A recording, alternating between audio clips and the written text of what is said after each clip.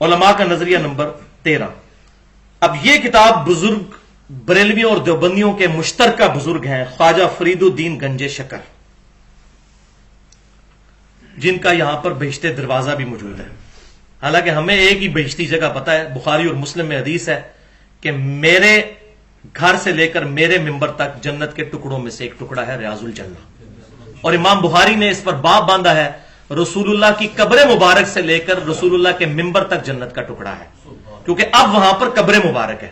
تو امام بخاری رحمۃ اللہ علیہ نے اپنا ویژن بھی کلیئر کر دیا کہ قبر مبارک بھی جنت کے ٹکڑوں میں سے ایک ٹکڑے میں ہے آپ صلی اللہ علیہ وسلم کی ریاض الجنہ۔ تو ایک پاکستان میں بھی بہشتی دروازہ ہے جس کے بارے میں کچھ مسلمانوں کا یہ عقیدہ ہے کہ وہاں سے جو کوئی گزر جائے تو وہ جنتی ہو جاتا ہے، حالانکہ یہ عقیدہ ریاض الجنہ کے بارے میں بھی کسی جگہ رپورٹ نہیں ہوا جو واقعی جنت کا ٹکڑا ہے۔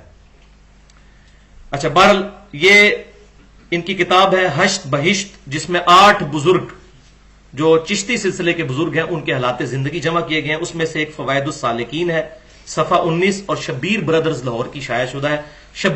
شبیر برادرز جو ہے یہ اس وقت بریلوی مکتبہ فکر کا سب سے بڑا ادارہ ہے جو کتابیں چھاپ رہا ہے۔ دوسرے نمبر پر ضیاء القرآن ہے، تیسرے پہ فرید بک سٹال ہے۔ یہ وہ شائع کرتے ہیں بریلوی اور دیوبندیوں کے مشترکہ بزرگ خواجہ فرید الدین گنج شکر صاحب کی طرف منسوب، مطلب ہمیں تو کنفرم نہیں، لیکن چونکہ وہ کہہ رہے ہیں نہیں یہ معرفت کی بات ہے، صحیح لکھی ہے۔ اب آگئی ہے وہ کرٹیکل بات جس کے میں پچھلے لیکچر سے حوالے دیتا آ رہا ہوں۔ خواجہ قطب الدین بختیار کاکی صاحب جو خلیفہ تھے خواجہ معین الدین چشتی صاحب کے، ایک دفعہ ان کے پاس ایک شخص آیا اور عرض کیا کہ میں مرید ہونے آیا ہوں، تو خواجہ نے فرمایا جو کچھ ہم کہیں گے کرے گا، اگر یہ شرط منظور ہے تو مرید کر لوں گا۔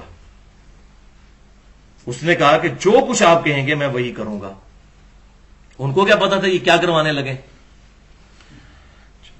تو خواجہ قطب الدین بختیار کاکی نے فرمایا کہ تو کلمہ اس طرح ہی پڑھتا ہے نا، لا الہ الا اللہ محمد رسول اللہ؟ تو اس نے کہا جی ہاں۔ تو فرمایا تو اب ایک بار اس کلمے کو یوں پڑھ، لا الہ الا اللہ چشتی رسول اللہ والعیاذ باللہ۔ چونکہ راسخ العقیدہ تھا، یہ کامنٹس کس کے آ رہے ہیں؟ فرید الدین گنج شکر صاحب کے، کہتے ہیں وہ بڑا پکا عقیدے والا تھا، کیونکہ فرید الدین گنج شکر صاحب خود خلیفہ ہیں خواجہ قطب الدین بختیار کاکی کے جنہوں نے کلمہ پڑھوایا۔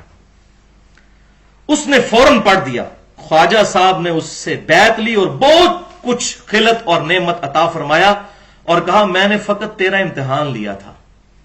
یہ اینڈ پہ نا وہ ایسی بات کر دیتے ہیں، اٹھو مت بیٹھو، پتہ ہی نہ چلے کہ اٹھنے کا کہا ہے کہ بیٹھنے کا، یہ اٹھو مت بیٹھو۔ اچھا میں نے فقط تیرا امتحان لیا تھا کہ تجھ کو مجھ سے کس قدر عقیدت ہے، ورنہ میرا مقصد یہ نہ تھا کہ تجھ سے کلمہ پڑھواؤں۔ بھائی مقصد ہے تھا یا نہیں تھا؟ اس کے بعد انہوں نے دوسرا کلمہ کو نہیں پڑھوایا، لہذا وہ کفر میں ہی مر گیا۔ اس کے بعد دوبارہ کلمہ پڑھانا چاہیے تھا نا۔ کیا صحابہ کرام علیہم رضوان مسلمان کرنے کے لیے یہ کلمہ پڑھواتے تھے لا الہ الا اللہ ابو بکر رسول اللہ؟ کبھی نہیں۔ اگر صحابہ کرام نے یہ کام نہیں کیا تو ان لوگوں کو کس نے یہ اجازت دی ہے کہ وہ اپنے ناموں کا کلمہ پڑھوا کر امتحان کریں؟ امتحان کرنے کے تو اور کئی طریقے موجود ہیں۔ یعنی وہ بیچارہ بیعت ہونے آیا تھا، ایمان سے بھی جاتا رہا۔ اب ذرا سن لیجئے وحی کا فیصلہ، صحیح بخاری اور مسلم کی متفق علیہ حدیث ہے۔ عبداللہ بن عمر رضی اللہ تعالیٰ عنہ کہتے ہیں نبی صلی اللہ علیہ وسلم نے فرمایا اسلام کی بنیاد 5 چیزوں پر ہے، بنیاد ہی الادی ہے، اور پہلا فرمایا لا الہ الا اللہ محمد رسول اللہ صلی اللہ علیہ وسلم کی گواہی دینا۔ یہ صحیح مسلم کی پہلی حدیث بھی ہے، حدیث جبریل والی۔ دوسرا نماز قائم کرنا، تیسرا زکوٰۃ ادا کرنا، چوتھا حج، اور 5واں رمضان کے روزے۔ یہ ہے وحی کا عقیدہ کہ کلمہ بنیاد ہے، اس کو جو ہلائے گا۔ تو اب آپ دیکھ لیجئے۔ اچھا، اب اسی کے اوپر بریلوی اور دیوبندیوں کے مناظرے بھی رکھے ہوئے یوٹیوب پہ۔ جب بریلویوں نے دیوبندیوں پر اعتراض کیا کہ آپ کے بزرگ نے کلمہ پڑھوایا ہے لا الہ الا اللہ اشرف علی تھانوی رسول اللہ والعیاذ باللہ، وہ آ رہا ہے اب، تو انہوں نے کہا آپ کے بزرگ بھی تو پڑھا کے گئے ہیں چشتی رسول اللہ۔ انہوں نے کہا چلو ٹھیک ہے، کینسل ہو گیا، دو برابر ہو گئے۔ یہ بالکل اس طریقے سے ہے کہ اگر کوئی شخص یہ کہے میرا بیٹا اسکول میں فیل ہو جائے اور میں پوچھوں بیٹا تو کیوں فیل ہوا، تو کہ ابو جی آپ کے دوست کا بیٹا بھی فیل ہو گیا، تو میں کہوں ہاں بالکل ٹھیک ہوا ہے۔ بھائی دونوں غلط ہیں، اور یہ مناظرے کرتے ہوئے شرائط رکھتے ہیں کہ اگر ہم نے کوئی ایسی گستاخی آپ کے بزرگ کی نکالی جو کفریہ ہوئی تو آپ نے فتویٰ لگانا ہے. ہاں اگر آپ نے اس کے مقابلے پر ہمارے بزرگ کی کوئی نکال دی تو پھر نہ ہم آپ پر فتویٰ لگائیں گے نہ اپنے پر. اور پھر وہ اینڈ پہ دعا کر رہے ہوتے ہیں یا اللہ ہم میں سے جو جھوٹا ہے اس کو یہیں پر موت دے دے, اور کسی کو موت نہیں آتی, یعنی دونوں جھوٹے ہوتے ہیں.